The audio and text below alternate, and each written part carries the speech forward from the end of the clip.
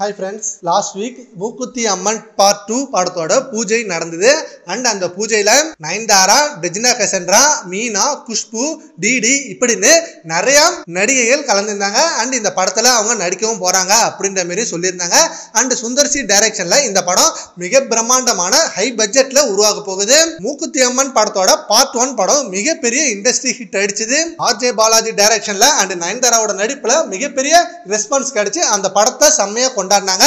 இப்ப அந்த வெற்றிக்கு அப்புறம் மூக்குத்தி அம்மன் பார்ட் 2 படம் எடுக்க போறாங்க அண்ட் இதுக்காக ஃபர்ஸ்ட் ஆர்ஜே பாலாஜி கிட்ட தான் கேட்டாங்க. பட் அவர் சில காரணத்தினால இந்த படத்தை என்னால எடுக்க முடியாது, நான் வேற படங்கள் நிறைய புக் பண்ணி வச்சிருக்கேன், அதனால இந்த படத்தை நீங்க வேற யார்கிட்டயே கொடுத்து எடுத்துவாங்க அப்படின்னு முழு சம்மதத்தோட சொன்னதுனால தான் சுந்தர்சி சார்ட்ட கன்சிடர் பண்ணிருக்காங்க. சுந்தர்சியும் ஓகே இந்த படத்தை நானே எடுக்கிறேன் அப்படின்னு கதையை ரெடி பண்ணிட்டு பூஜையும் போட்டு முடிச்சிட்டாங்க அண்ட் இந்த படத்துக்கான வேலையை இன்னும் கொஞ்சம் நாள்ல ஆரம்பிச்சிருவாங்க. இந்த படத்தோட பூஜை போடுறதுக்கு முன்னாடி சூப்பர் ஸ்டார் ரஜினிகாந்த் அவர்களெல்லாம் மீட் பண்ணி இன்வைட் பண்ணிருக்காங்க அண்ட் அந்த பூஜையில மீனா அவர்களை நயன்தாரா அவர்கள் இன்சல்ட் பண்ணிட்டாங்க அப்படின்ற நியூஸ் அப்பவே செம்ம ட்ரெண்டிங்கா போயிட்டு இருந்தது. பட் ஆக்சுவல் உண்மை இப்ப ரீசெண்டா வெளில விட்டுருக்காங்க.